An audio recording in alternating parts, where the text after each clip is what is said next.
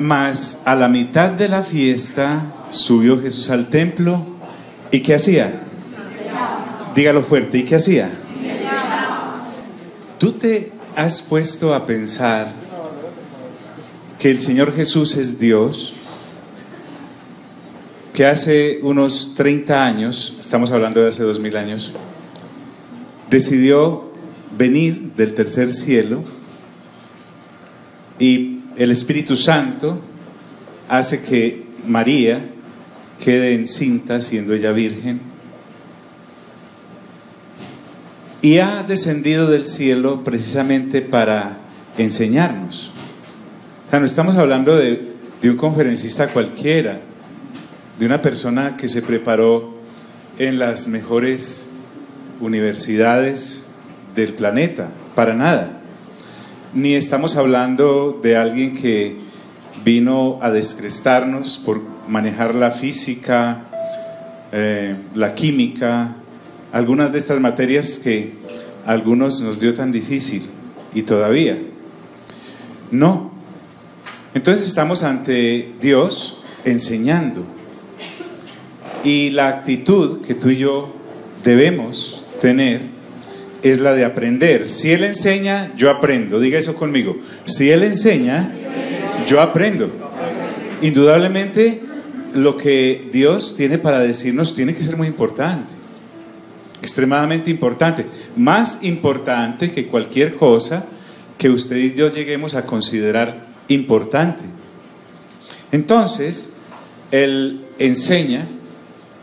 Y la enseñanza se salía de cualquier organigrama humano, porque los judíos, que eran expertos en enseñar, los judíos se habían hecho de una cantidad de maestros, de rabinos, que a la vez tenían discípulos, y se hacían partidarios sus discípulos de cada uno de estos maestros que ya había por allí pululando. Sin embargo, esta gente se maravillaba, no porque fueran a creer en Él.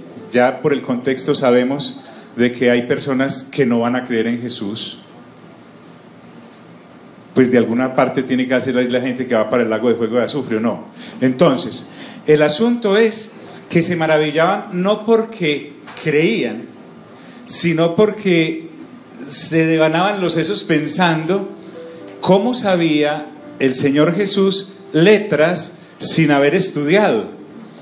¿En cuál escuela de rabinos ustedes tienen la inscripción de este joven que está enseñando de esa manera y con ese poder? Es tremenda la soberbia de la mente humana, de nuestra mente.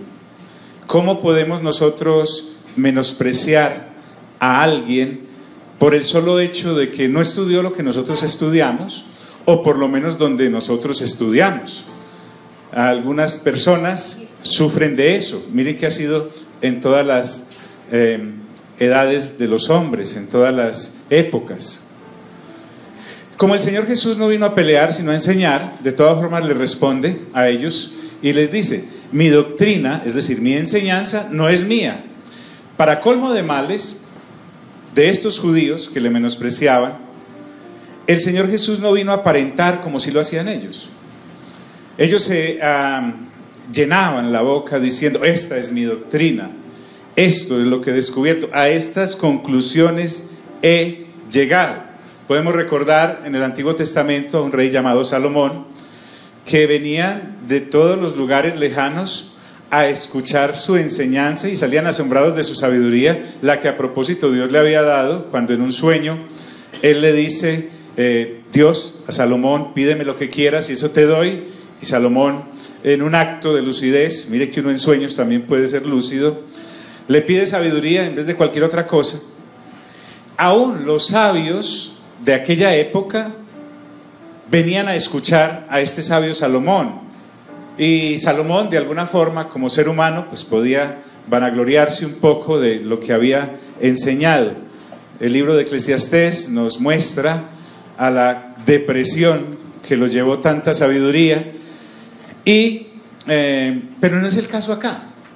El caso acá es que recuerden que en los evangelios, en otro evangelio, el Señor Jesús está enseñando y le dice a la gente, venían de todos los lugares de la tierra a escuchar la sabiduría de Salomón, hasta la reina fulanita vino a escuchar esa sabiduría, pero el Señor Jesús dice hace 2000 años, he aquí alguien más grande que Salomón, y enseñando una sabiduría más grande que la de Salomón. Salomón precisamente enseñaba sobre muchas materias. Si usted quería hablar de alguien, con alguien que supiese de lo equino, Salomón era alguien que comerciaba con caballos de manera impresionante. Sus establos eran innumerables.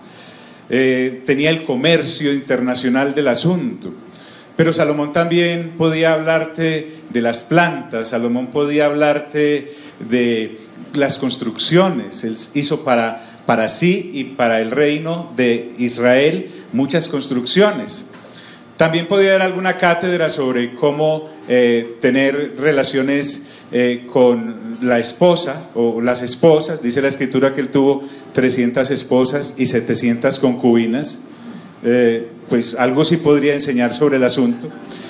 Y también Salomón podría hablar de plantas. Usted se sentaba con Salomón ahí en la hierbita y él empezaba a decir, va, esta hierbita es tal cosa, sirve para esto, se la toma con esto, le cura esto, etcétera. Salomón también sabía mucho de vino. Dice Eclesiastés que se dio al vino sin perder la sabiduría. Es uno de los pocos borrachos que podía decir, sigo sobrio en mis sanos cabales, y pues, mejor dicho, borracho para Salomón sí valía. Sin embargo, aquí tengo el Señor Jesús, que fue el que le dio la sabiduría a Salomón, esa sabiduría, y le está hablando de una sabiduría superior y de una doctrina superior a quienes hace 2000 años y nosotros ahora estaban escuchando ellos y nosotros leyendo lo que él dijo. La sabiduría de Salomón era limitada. Hay un pasaje que uno siempre cita en los velorios o cuando hay un duelo. En el capítulo 7 de Eclesiastés dice que el sabio tiene presente la muerte y quien vive debería tenerla en cuenta, que es mejor ir a la casa del funeral que a la casa del festival. Sin embargo, hasta ahí llega esa doctrina o esa enseñanza o esa sabiduría que él había podido deducir. Pero el Señor Jesús nos habla de una cosa que va más allá de la muerte, y es la resurrección. Diga conmigo, resurrección.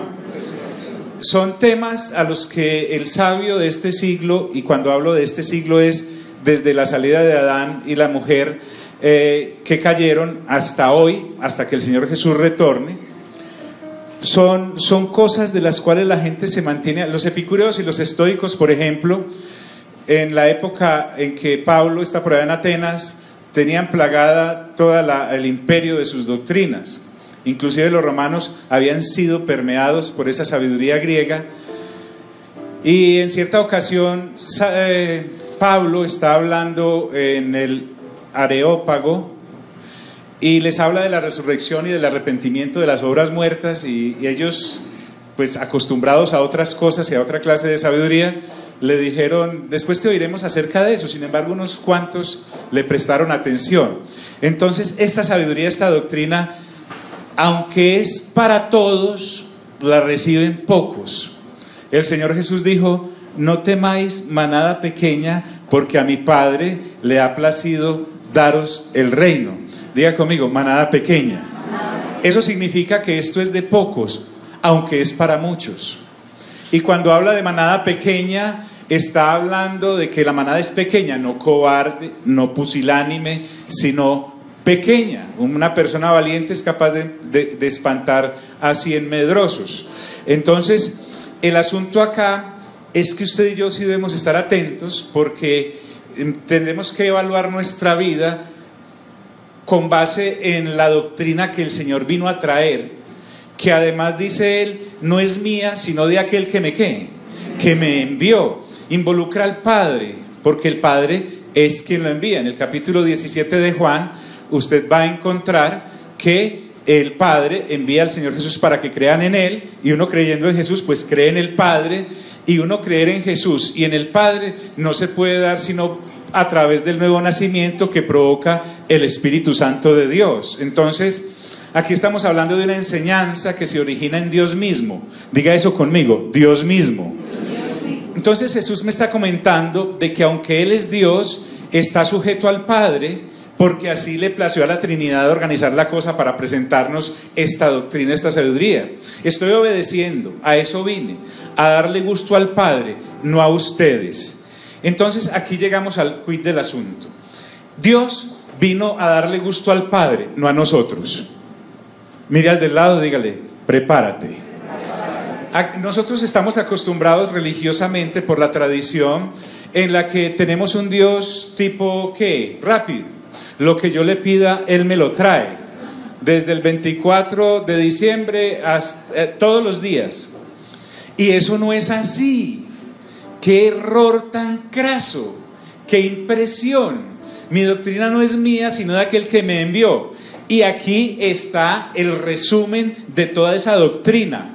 El que quiera hacer la voluntad de Dios, la doctrina de Jesús, nuestro Señor, nuestro Dios, consiste en enseñarnos algo que como seres humanos no sabíamos porque habíamos nacido caídos, bajo pecado.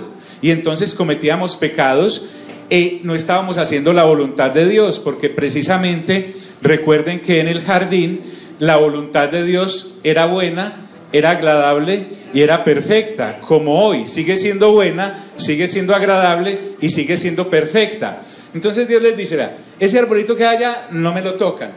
Esa es la voluntad de Dios, diga conmigo, la voluntad de Dios, expresada a su creación, a sus criaturas. De todos los otros árboles pueden comer, de todos los otros árboles pueden comer.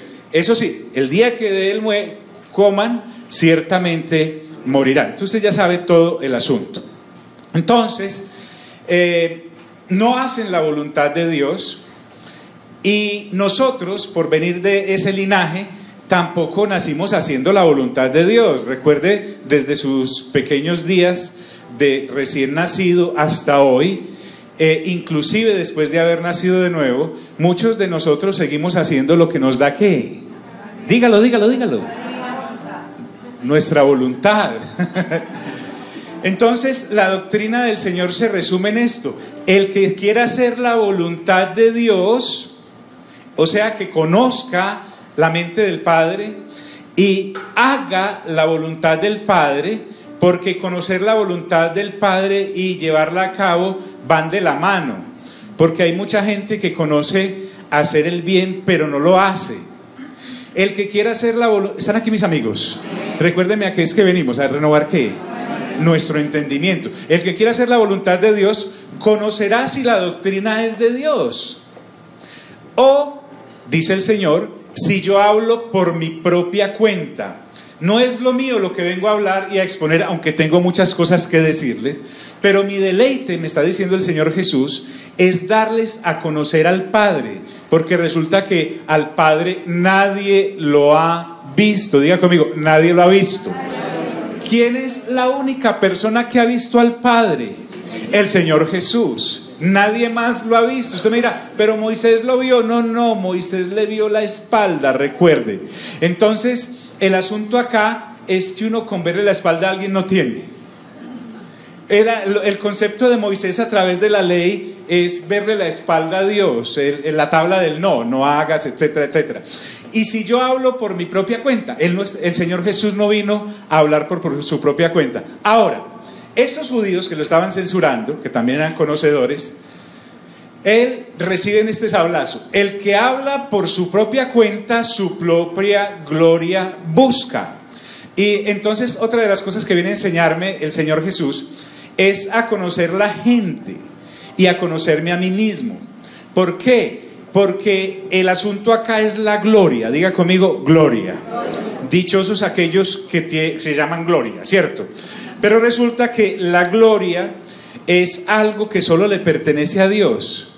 La honra, por ejemplo, el asunto de nosotros empezar a las 7:30 a adorar a Dios constituye una parte muy importante en cualquier servicio de culto a Dios. Me explico.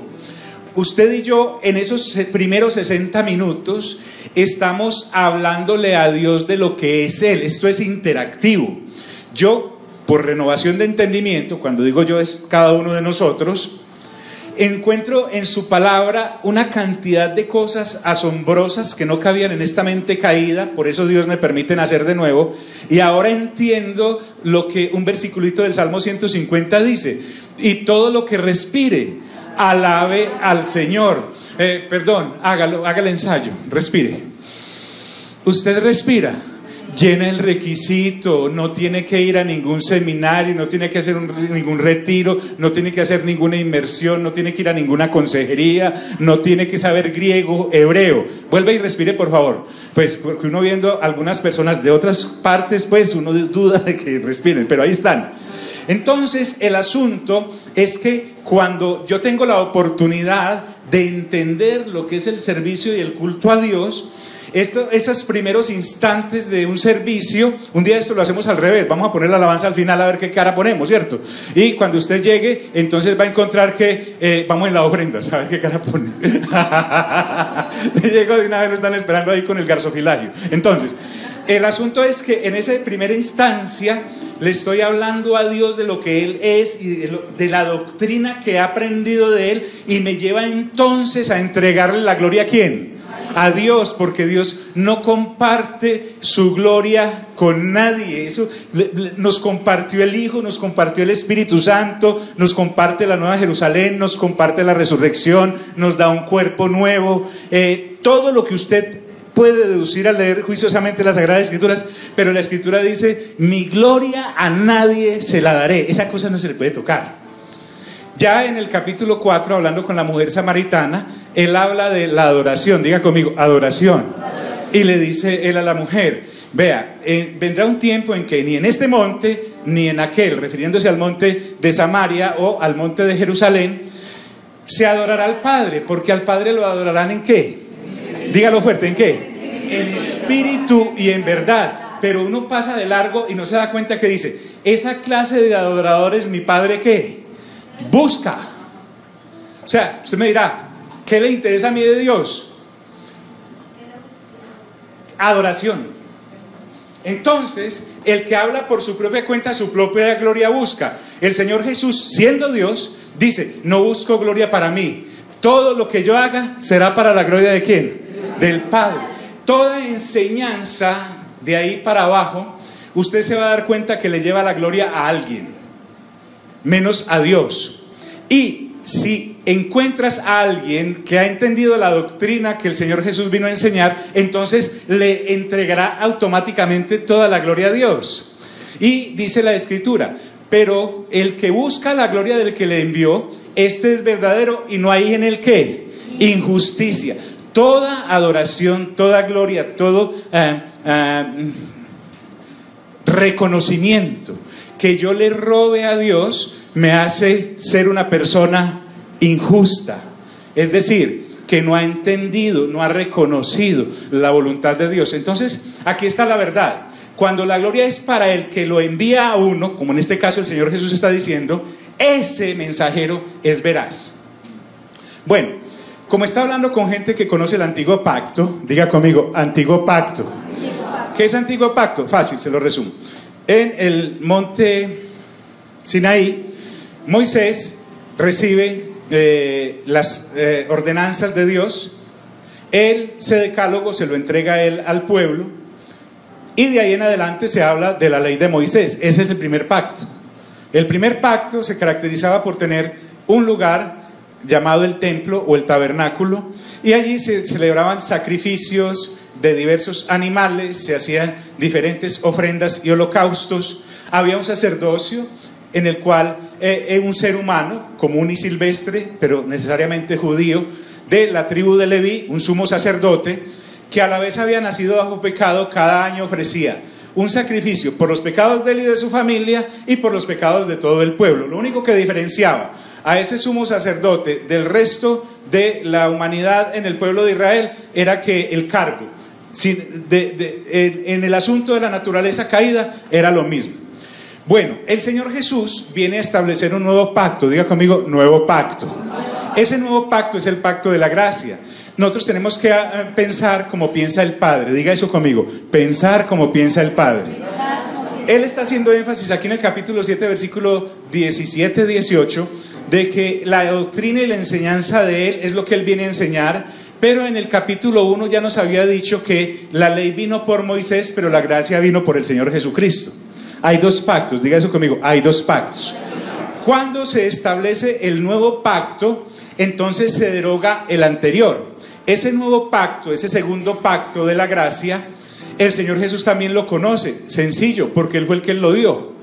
Él es el originador de los dos pactos. Hay un principio en derecho, los juristas dicen que las cosas en derecho se deshacen como se hacen. De todas formas, el único que podía derogar el primer pacto era Dios, porque Él fue el que lo dio. Y efectivamente, Él baja a derogarlo y a establecer un mejor pacto. Hebreos dice que es un mejor pacto. No porque el otro estuviera dañado o alguna cosa, sino que es un mejor pacto. Algo mejor en toda la extensión de la palabra. Además dice Hebreos, ese pacto nos conviene porque en el otro nos iba muy mal a todos, especialmente a los de origen judío. Entonces, amigos, ¿están acá? Perdónenme la emoción, pero es que esto emociona. Entonces, el Señor Jesús ante estos contradictores les dice, no os dio Moisés la ley y ninguno de vosotros cumple la ley. Esto es categórico. El Señor aquí está haciéndole la pregunta, pero Él no está dudando.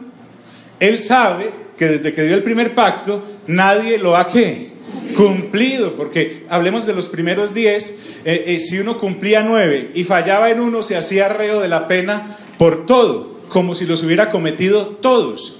Entonces Jesús también confronta, y lo hace ¿de qué manera? En primer lugar les cita la ley, lo que ellos dicen conocer, la ley de Moisés, y Él les dice, no os dio Moisés la ley y ninguno de vosotros la cumple. Y entonces le cita uno de los mandamientos.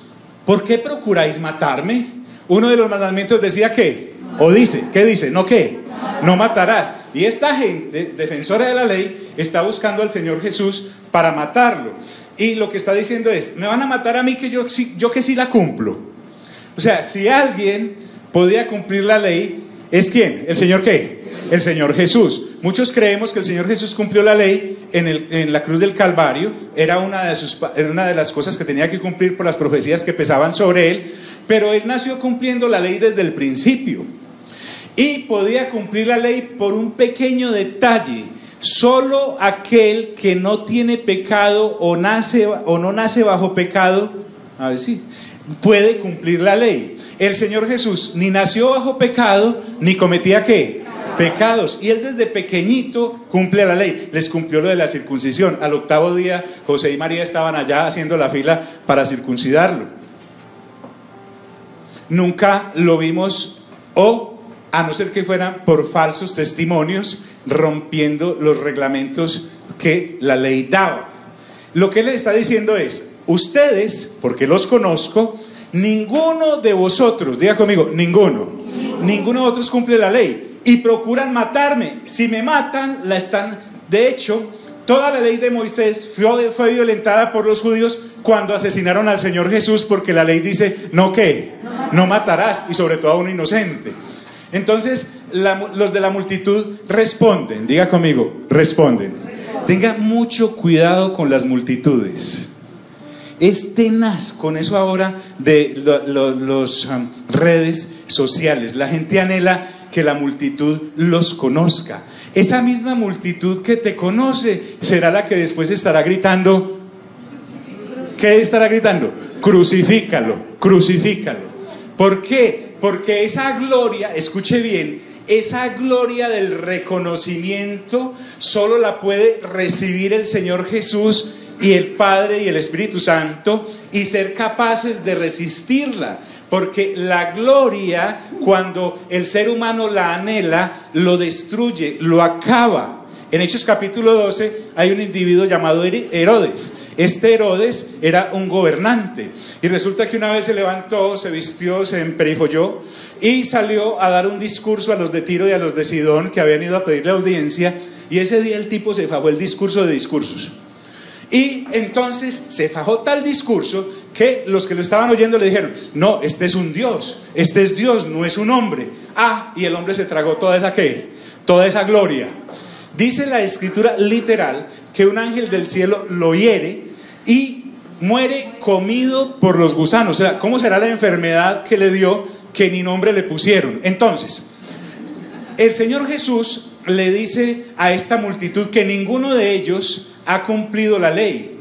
Pero cuando a uno le señalan, no sé si a usted le ha pasado, a mí me pasa frecuentemente, que cuando alguien me señala algo que debo corregir, lo primero que intento hacer es como encerrarme en una conchita, como el armadillo, tan tierno yo el armadillo, como una tortuga mejor, y me escondo ahí y empiezo yo a generar disculpas de yo no soy así, yo no soy así, yo no así, pero resulta que uno sí es así. Uno sí es así. Entonces, cuando el Señor Jesús le dice a esta multitud, hey, ojo con eso, esta multitud inmediatamente se defiende, basados en juicios de valor equivocados que ellos mismos habían llegado a través de deducciones equivocadas, y además errando frente a la persona sobre la cual estaban haciendo el juicio. Cuando Él les dice, ninguno de ustedes ha cumplido la ley y quieren matarme a mí, que tácitamente está diciendo que sí la he cumplido, esta gente, mire con qué insulto le devuelve. ¿Demonio qué? Demonio tiene. ¿Cómo será uno de soberbio que es capaz de decirle a Dios que está endemoniado? A Dios mismo, al Señor Jesús, que es Dios, que está endemoniado. ¿Demonio de qué puede tener el Señor Jesús? Si usted y yo leemos atentamente los evangelios, encontramos que los demonios, cuando veían al Señor Jesús, ¿qué hacían? Unos, por ejemplo, llegaban y se postraban ante Él, como el del Gadareno. Se postró ante Él y le dijo, ¿qué tienes conmigo, Hijo del Dios Altísimo? ¿Cómo será que Santiago dice que los demonios creen y qué? Y tiemblan. ¿Cómo será que cuando entra el Señor Jesús a un lugar, los demonios le dicen, nos vas a lanzar ya al abismo? Pues se llenan de confusión impresionante. Y esta gente, definitivamente, el grado de posesión de algunos es tremendo. A veces la persona que está endemoniada, la fórmula para liberarlo no sería demonio, deja a este hombre, sino que habría que decir demonio, hombre, deja a este demonio, ¿o no? Hay personas a las cuales el diablo viene a pedirles consejería. Créanme, a veces uno piensa que el diablo, desde luego, lo es, un ángel caído, un querubín caído, que perdió su dignidad, hecho de maldad, el padre de la mentira. Pero hay personas, como dice Romanos capítulo 1, inventoras de males, a las cuales el diablo dice, no, pues aquí lo que tengo que es quitarme. ¿Por qué? Porque se matan solos. Y le dicen, demonio tienes, ¿quién procura matarte? Parecen olvidar convenientemente que eso era lo que estaban buscando. Ahora, démosles a estas personas pues el beneficio de la ignorancia como pueblo, en la intención de sus líderes que quieren llevarlos por un mal camino. Al pueblo tal vez no los culpemos a todos. Y entonces el Señor Jesús les dice, porque el Señor Jesús, discúlpenme, de todo será menos elevado. Dice la Escritura, Jesús respondió y les dijo, una obra dice, y todos os maravilláis. He sanado a aquel hombre. Recuerden que en el capítulo 5, Él sana al tipo que está en el pozo de Betesda, el que lleva tantos años lisiado. Y por ese asunto, porque lo sanó un sábado en el día de reposo que coincidía con este día de descanso, lo quieren matar. Él aclara eso más adelantico.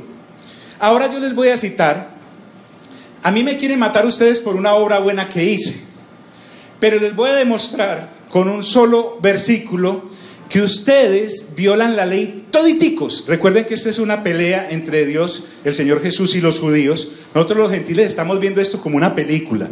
O sea, usted no se meta ahí, usted y yo no tenemos nada que ver, estamos aprendiendo muchas cosas.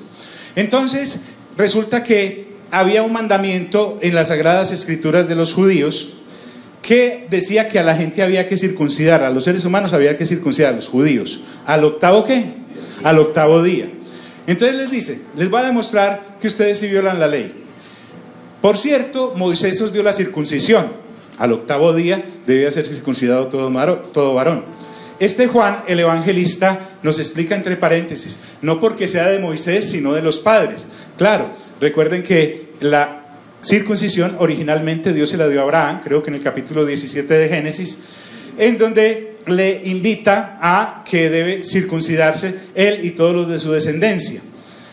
400 y pico años después, era tan bien visto que fue incorporada en la ley de Moisés. Pero esto me muestra que el Señor Jesús conoce la ley, aunque los que la pregonaban parecían no conocerla.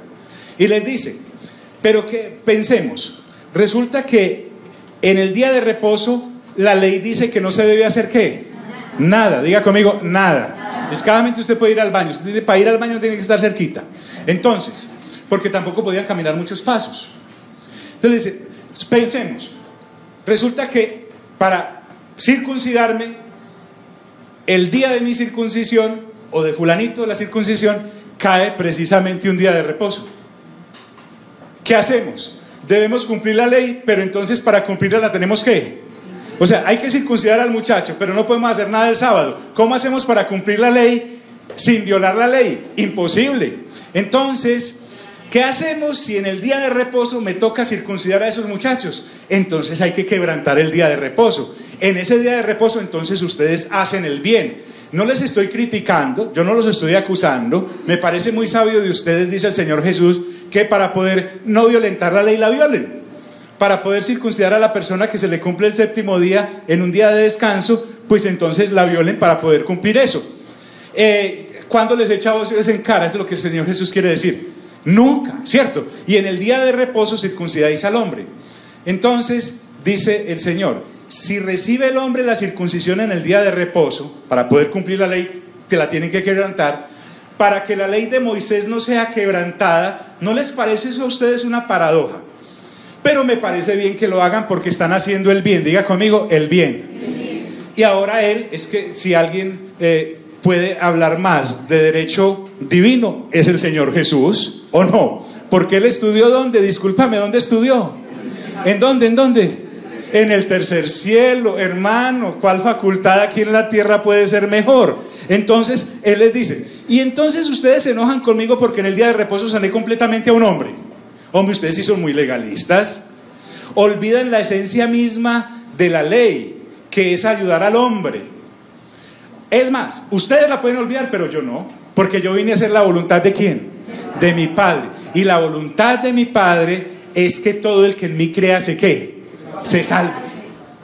¿Están aquí mis amigos? Johnny, ¿aquí me sirve para eso? Con estos nervios que yo tengo para el domingo del partido. Pues claro, porque todo lo que nosotros vemos aquí es temporal, pero esto nos está llevando ¿a dónde? ¿A la vida qué? Eterna. ¿Os enojáis conmigo porque en el día de reposo sané completamente a un hombre? Entonces, aquí viene. No juzguéis según las ¿qué? Las apariencias, sino que juzguen con justo ¿qué? Juicio. ¿Qué me está diciendo el Señor Jesús? Que el antiguo pacto juzgaba lo externo. El antiguo pacto solo podía juzgar lo que se veía por fuera. Vamos a llegar al capítulo 8 y a la mujer que fue sorprendida en adulterio, la juzgaron porque ¿la qué? La vieron. Se ve que estaba con el hombre invisible porque al tipo no lo cogieron. Entonces, pero esta mujer no la podían llevar a juzgarla por eso si no la hubieran ¿qué? Visto. Sin embargo, ellos no se dan cuenta que por fuerte que fuera la ley de Moisés, no era tan violenta como la ley del reino. Porque en la ley de Moisés tú eres convicto de la pena que la ley da si te agarran. Sin embargo, en el nuevo pacto es inclusive juzgándote desde adentro, porque el Señor Jesús después dice: todo aquel que mire a otra persona, o aquella que mira a otra persona codiciándola en su corazón, o sea, de mente para adentro, ya lo hizo con esa persona ¿dónde? En su corazón. Entonces la ley del nuevo pacto inclusive es más fuerte, es muy fuerte. Cuando uno no sabe qué seguir diciendo, la gente empieza a cambiar de tema, aunque acaba de ser muy profundo lo que el Señor dice. Nadie le prestó ¿qué? Atención. Pero por gracias a Dios, nosotros 2000 años después, porque hemos nacido de nuevo por el Espíritu Santo, sí podemos entender esta situación que estos señores no entendieron hace 2000 años. Entonces decían entonces unos de Jerusalén, diga conmigo, Jerusalén. Este capítulo es muy importante y el que sigue, porque es allí en Jerusalén que pasa. Decían entonces unos de Jerusalén: hombre, ¿no es este el que buscan para qué? Para matar. Esta gente acaba de decir: demonio tienes, ¿quién te quiere matar? Y uno en cada calle de Jerusalén, en cada poste encontraba: se busca. Y había una fotografía ahí del Señor Jesús y decía, para no equivocarse, de Nazaret, carpintero. Carpintero. Entonces, estas personas que estaban escuchando al Señor Jesús dicen, ¿no es este el que buscan para matarle? Claro, es que por la forma de hablar del Señor Jesús, que no le temía a nadie, porque el Señor Jesús fue el que dijo, no le teman a los seres humanos que solo pueden matar el cuerpo, témale a Dios que después de muerto el cuerpo puede decidir qué hacer con su alma. Esto es muy importante. Todos en una u otra manera andamos por ahí todos medrosos temiéndole a algo.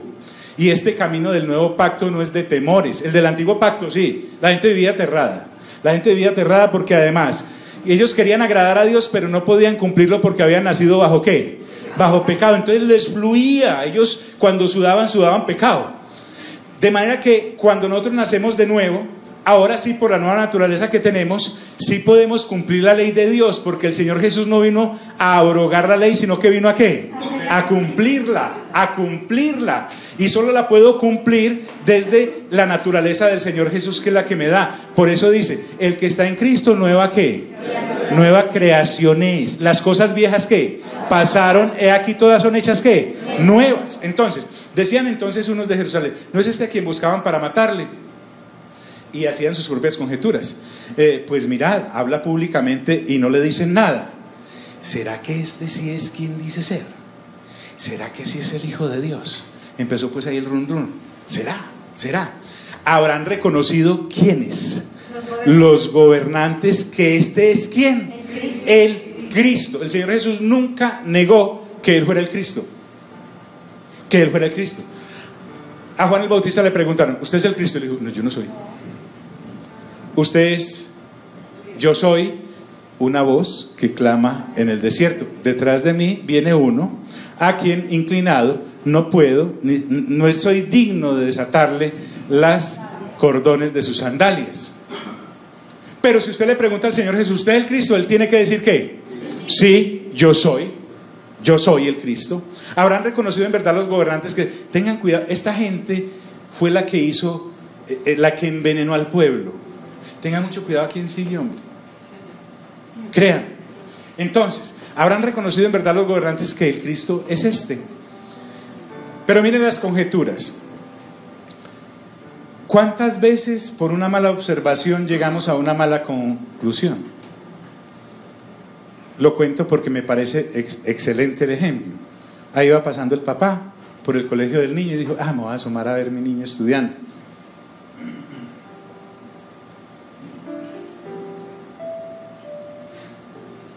Se asomó por la ventana cuando vio al profesor allá con el hijo. Le estaba pegando unos golpes en la espalda impresionantes. Este señor montó en cólera, entró y golpeó al profesor. Después de haberlo golpeado, le vinieron a explicar, señor, es que su hijo se tragó una tiza y el profesor estaba tratando de ¿qué? De sacarse. Tenía razón, pero estaba ¿qué? Equivocado. Miren esta gente. Pero sabemos de dónde es. Diga conmigo, sabemos de dónde es. Miren pues, ellos pensaban que el Señor Jesús era de Nazaret. Una vez más, ellos están juzgando por vista. Ni siquiera se molestaron en investigar. ¿Por qué? Porque ellos, como conocedores de la ley, sabían que el Cristo viene. Mas cuando el Cristo venga, nadie sabrá de dónde sea. Falso. ¿Por qué? Porque la Escritura dice que el Cristo nacería ¿dónde? En Belén. No en Belén Rincón, no, en Belén de allá. Entonces ellos se apoyaban en lo terrenal, ni modo de pedirles más. Es clara la Escritura cuando dice en el Evangelio de Lucas que cuando el Señor Jesús, cuando José y María que vivían en Nazaret, porque José vivía allí, ellos eran del pueblo de Nazaret, le dio a Tiberio César por hacer Augusto César una cosa es César Augusto y otra cosa es Augusto César, ¿cierto? Por hacer un censo. Y la gente tenía que ir al lugar de donde era. Y José pues era de Belén. Yendo para allá, en medio de todas esas filas y todo, y buscando el tarjetón para inscribirse, a María pues le dieron los dolores de parto, todo estaba tan lleno en la ciudad que tuvieron que ir a un sencillo pesebre. Eso es otra cosa. La Escritura me dice que cuando este hecho ocurre, los ángeles de Dios se le aparecieron a unos pastores de rebaños que había por ahí, diciéndoles acerca de la gran noticia del nacimiento del Señor Jesús. Es que miren, los únicos que no están atentos a las cosas de Dios son las personas que no han nacido ¿de qué? Porque la persona que no ha nacido de nuevo vive pendiente del día a día, de su cuadrito de 24 horas, de ir a marcar la tarjeta o de ver si los otros sí la marcan, de todas esas cosas temporales. Pero el asunto de la llegada del Señor Jesús hace 2000 años acá a la tierra era tan importante que hazte de cuenta que todos los ángeles están en una burbuja, en la burbuja de la invisibilidad, mientras que los que no han nacido de nuevo están en la burbuja de la invisibilidad, ¿cierto? Invisibilidad, sí, se dice así. Es tan tremendo esto del nacimiento del Señor Jesús, porque es que el Señor Jesús se va a hacer ser humano, va a salir del vientre de María, que todos los ángeles están pendientes porque es el patrón, ¿o no? ¿Sí me hago entender? Están ahí, estaban empujando tanto que cayeron a este lado. Y no tuvieron sino que decirle a los pastores, vea, ¿qué van a hacer? Está por ahí, busquen lo que está en tal pesebre. ¿Sí me estoy haciendo entender? Lo espiritual existe, diga conmigo, existe. Es real, es más palpable que esto temporal, que esta bobada de burbuja en la que el sistema nos metió desde hace 6000 años y nos matamos tratando de cumplir las cosas que son perecederas y descuidamos la eterna como esta. Entonces ellos, en vez de investigar bien, hombre, busquemos a ver pues de dónde es este muchacho. Hubieran investigado, sí, él vive en Nazaret, pero no es de Nazaret, él realmente nació en Belén, por lo tanto sí es el Cristo. Entonces el Señor Jesús enseñando, diga conmigo, enseñando. Mire, si de algo usted debe vanagloriarse, si se puede decir así, es que usted se quede como María, no embarazada, no estoy hablando de esa María, como la hermana de Lázaro.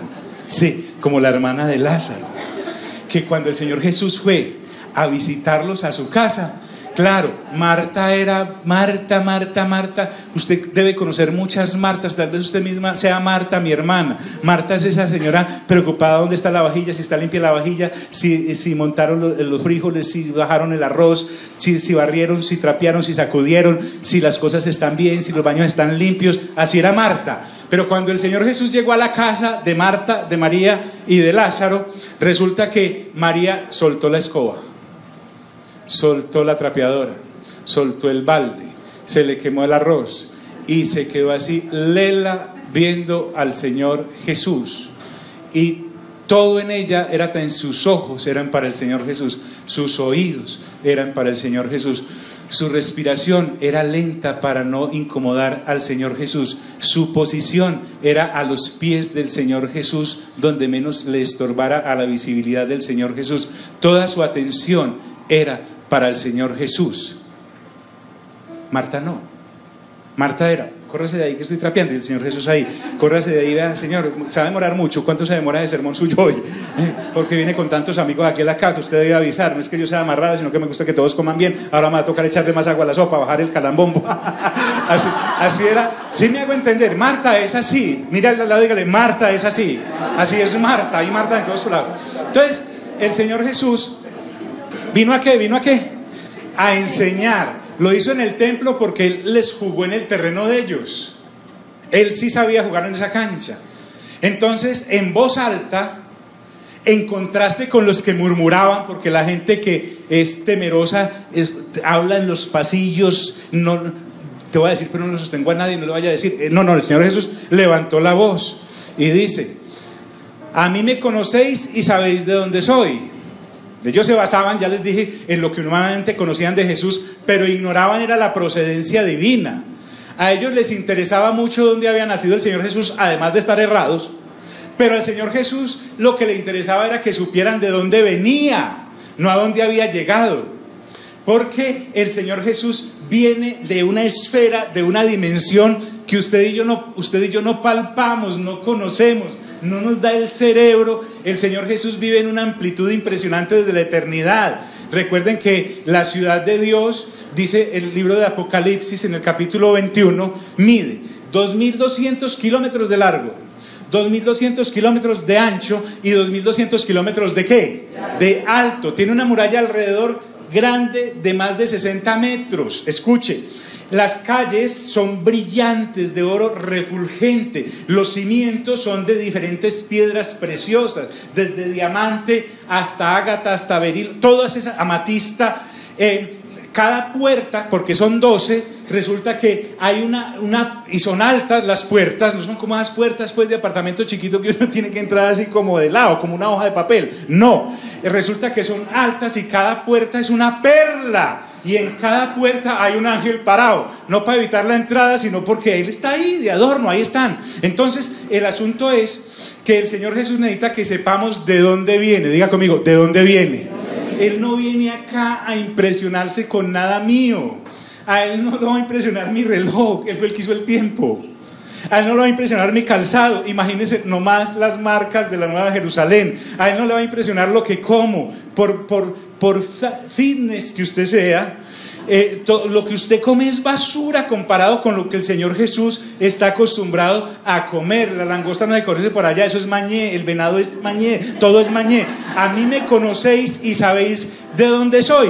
Y dice, y no he venido de mí mismo, fui enviado por mi Padre. Se los vengo diciendo desde el capítulo 1, qué gente tan tapada, ¿cierto? Pero el que me envió es ¿qué? Verdadero, a quien vosotros no conocéis. Al no conocer a Dios, no puedo conocer al Hijo. Por eso es que yo no me puedo desgastar tratándole de hacer entender a mi familiar, porque cercano que sea, a mi compañero de oficina, por cercano que sea, a mi amigo, por bolitas que hayamos jugado, a mi esposa o a mi esposo, por mucho que lo ame, porque hasta que esta personita no conozca al Padre, no podrá conocer al Hijo, y no podrá conocer al Hijo si no conoce al Padre, y el Espíritu Santo se los permite. De resto es imposible, no me va a prestar atención. Si no le prestaban atención al Señor Jesús, me lo van a prestar a mí. Por eso toda esta obra descansa en el Espíritu Santo. ¿Estamos aquí, mis amigos? Usted dirá, pero el Espíritu Santo casi no se habla, porque no hay necesidad de hablar de Él, está en todas partes. Está en todas partes, dice, pero el que me envió es verdadero, a quien vosotros no conocéis. El Señor Jesús les dice, pero yo le conozco, porque de Él ¿qué? Procedo, y Él ¿qué? Me envió. Jesús mismo no puede ignorar su procedencia, porque recuerden que Él no vino a darnos gusto a quienes. Él vino a darle gusto a quién? Al Padre, al Padre. Entonces, estaría mintiendo el Señor Jesús si no dice que Él es el Cristo. Él está diciendo, soy de su misma esencia, procedo de su misma presencia y naturaleza. Gracias. El Señor Jesús me está diciendo que Él no me puede decir mentiras. La persona que más te quiere acá sobre la faz de la tierra, alguna mentira te ha dicho. Por ejemplo, cuando te ha dicho, nadie es más bella que tú. Ya, se denunció, ¿cierto? Y cuando usted le ha dicho, y nadie es más hermoso que tú, esa sí es peor, ¿cierto? Entonces, pero el Señor Jesús no vino a mentirle a nadie. Diga conmigo, el Señor Jesús no me miente. Hay una junta en el tercer cielo, Padre, Hijo y Espíritu Santo. El Padre dice, ¿quién va? Y el Señor Jesús dice, voy yo. Y el Espíritu Santo dice, yo te preparo un cuerpo, vamos. Va a llegar él a Jerusalén hace 2000 años a decir, no, yo no soy el Cristo, no me mandó el Padre, la Trinidad no existe, no hay sino un solo cielo, estamos llevados. ¿Sí me hago entender? Él es verdad. No es que Él diga la verdad, Él es ¿qué? La verdad. Pero yo le conozco porque de Él procedo y Él me envió. Pero cuando uno no quiere, dice, entonces procuraban prenderle. O sea, asirlo. Pero ninguno le ha dicho mano, porque aún no había llegado ¿qué? Diga conmigo, nadie se muere en la víspera. Nadie. La hora misma por él designada para morir no era en esta fiesta de los tabernáculos. Él los privó de capturarlo, porque no es cuando el hombre diga, sino cuando Dios ¿qué? Quiera. En el jardín, cuando estaba con los discípulos y Judas le entrega, qué misión tan dura la de Judas, él sale y se les presenta y les dice, pero no estaba en el templo, ¿por qué no me agarraron? Si alguno de esos sabios incrédulos lo hubiese escuchado y no hubiera dicho, pues porque no era tu hora, pero no había forma. Entonces, él sí se les entrega y se lo llevan, van y lo golpean, lo ponen en el patio del sumo sacerdote, luego se lo entregan a Pilatos, después de lo que ustedes y yo ya conocemos. A propósito, estamos hablando de las cosas que el Señor Jesús hizo en su primera ¿qué? Nos estamos desatrasando. Esto ya lo sabemos. Lo que tú y yo ahora estamos expectantes es en su segunda ¿qué? Venida. Pero necesitamos tener este buen fundamento, porque si no tenemos este buen fundamento, ¿cómo vamos a estar esperando los segundos si aún no hemos recibido bien lo primero? Entonces, procuraban matarle, pero ninguno le echó mano porque aún no había llegado su hora. Recuerdo nuevamente, al Señor Jesús no lo capturaron, Él se entregó. Al Señor Jesús no lo sorprendieron para llevarlo a la cruz. Él dijo, para eso he venido. Lea atentamente los evangelios y verá que el Señor Jesús desde que encontró con los discípulos le estaba diciendo, tengo que ir a Jerusalén, allá me van a matar, me van a sepultar y voy a resucitar al tercer día y voy a ascender al Padre de donde vine. Cada 48 horas mínimo les estaba diciendo la cosa, porque Él sabía a lo que venía. Dios sabe, aunque el hombre no sepa. Y esto pues miren, dice, y muchos de la multitud creyeron en Él. Diga conmigo, creyeron en Él. ¿Por qué? Porque ya en el capítulo, versículos antes había dicho, vuestra hora siempre está presta. Ustedes para creer en mí es a cualquier momento, en cualquier hora, en cualquier circunstancia. Para yo ir a la cruz solo hay una hora y esa hora no ha llegado. Ustedes no hagan sino creer en mí. Y muchos de la multitud creyeron en Él y decían, el Cristo cuando venga hará más señales que las que éste hace. Es que el Señor Jesús no vino con carreta. El Señor Jesús además hizo señales, los tiene con señales desde que arrancó. En el capítulo 1 le dice a Natanael, te vi desde que estabas debajo del árbol. ¡Ah! ¿Me viste debajo del árbol? Qué pena, Señor, lo que yo estaba haciendo debajo del árbol. Pero lo vio. En el segundo capítulo el Señor Jesús convierte agua simple y sucia, porque no era tan filtrada como la de hoy, en vino puro y excelente. Sana además el muchacho de un representante del imperio, el hijo. Sana además aquel hombre el pozo de Siloé, del estanque de Siloé. Viene haciendo una cantidad de cosas que son señales y milagros. Diga conmigo, milagros. Juan narra poquitos en su evangelio, pero al final dice, si las señales y cosas que Jesús hizo se escribieran, no bastarían los libros de la tierra para contenerlas. Señor Jesús era un milagro para arriba y para abajo, pero lo importante para Él no eran los milagros, sino la reacción que podían ocasionar los milagros en el que estaba recibiéndolos. Porque miren que de 10 leprosos que Él sana, solo uno viene a darle ¿qué? Las gracias. Entonces muchas veces yo puedo recibir un milagro y quedar en las mismas tinieblas. El muchacho del capítulo 5, bueno, tan muchacho no, que lleva 38 años en esa situación de persona limitada físicamente, una vez que el Señor Jesús lo sana, va y lo avienta con los sacerdotes y les dice, fue Jesús el que me sanó, vaya mátenlo a él, que fue el que me puso a cargar el lecho. Eso es lo que estaba diciendo. Entonces, aunque los milagros no son un fundamento sólido para creer, queda demostrado por la incredulidad de los que no creyeron, estaban errados. Él sí es, no por las señales que hizo, sino por la procedencia que tiene. El Señor Jesús no es de acá. Entonces, cuando tú y yo estamos empecinados y empecinadas en los milagros del Señor, podemos recibir muchos milagros del Señor, inclusive uno diario.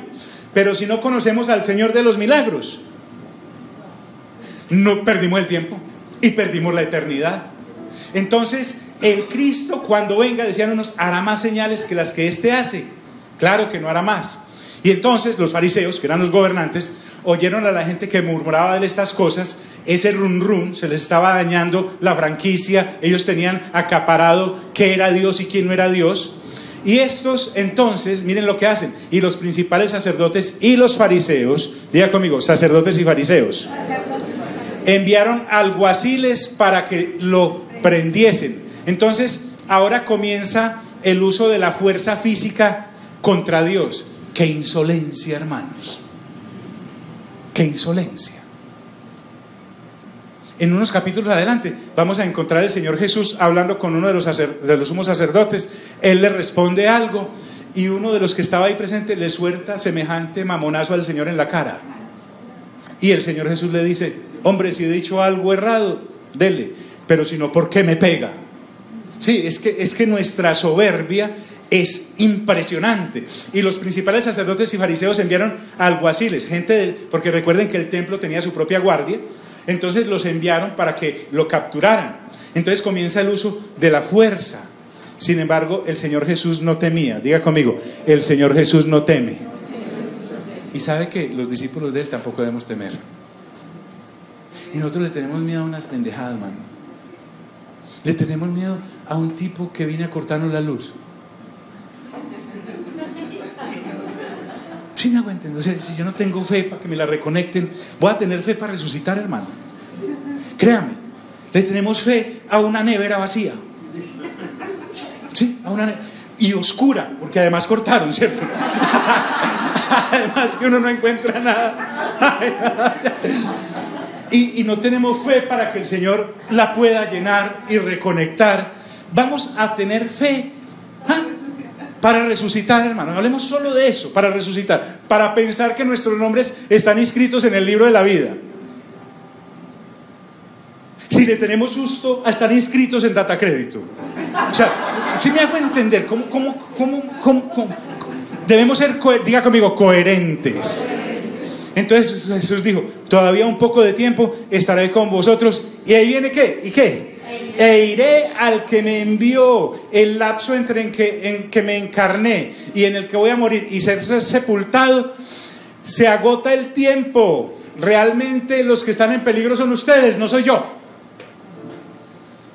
Entonces a nosotros la religión nos enseñó un Jesús en peligro. Ay, lo van a curar, ay, lo aporrearon, le pusieron una corona de espinas, ay, la lanza, ay, lo clavaron, ay.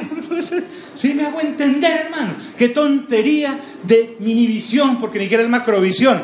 El asunto es que el Señor Jesús está diciendo: ya estoy a punto de irme, yo no me siento en peligro, jamás lo he estado. Los que están en peligro son ustedes y no me aprovechan, porque si no creen en mí no van a tener vida ¿qué? Eterna. Y llegará un momento en que me querréis buscar, es lo que está diciendo. Me buscaréis y no me hallaréis, y a donde yo estaré, vosotros no podéis ¿qué? Venir, porque la única forma de ir allá es creyendo ¿en quién? En el Señor Jesús. Estaban tan lejos en su manera de pensar, de la forma en cómo piensa el Padre, que Él está diciéndoles: voy a volver al tercer cielo de donde vine, y si ustedes quieren ir allá, la única forma es de hacerlo a través de mí. A través de mí. Los que están en peligro son ustedes. Créame, no está en peligro usted porque su jefe lo puede echar porque usted es cristiano. Está en peligro él, porque si se muere se va al infierno. ¿Me estoy haciendo entender, amigos?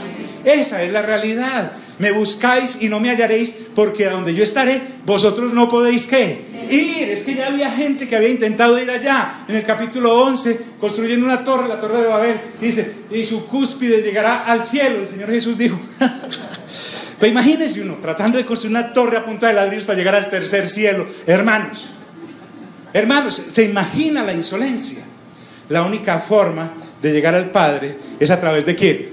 Del Señor Jesús. Póngase en pie, lloremos.